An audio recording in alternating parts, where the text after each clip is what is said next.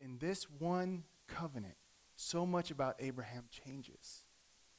So much of him is called to be set apart. We say that in churches today, we say that the last thing that gets redeemed is your wallet. And I don't know if that's true. I think that there are parts of us that maybe get circumcised, that get redeemed after that. But I think that the Lord is saying to Abraham, all of you belongs to me from this point forward. There is nothing that can be held back. And so we begin to see this dedication here. It's such a cool little thing. Sarai, his wife, will never be the same. Remember that her name before Sarai is contentious, grumpy girl.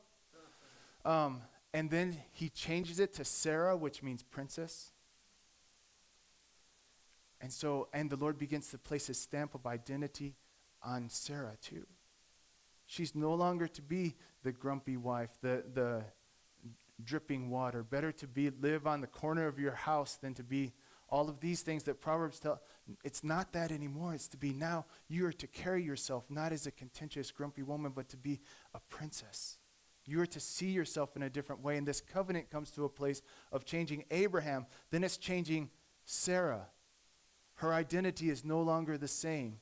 When he says to her princess, and some people say that to their wives and their daughters, then it begins to cause Sarah to see herself in a different way as well.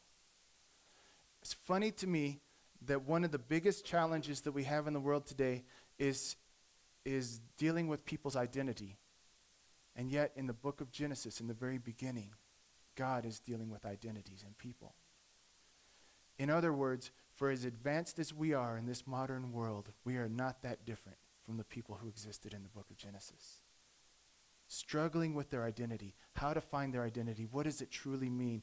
And then God here is beginning to change Abram's identity.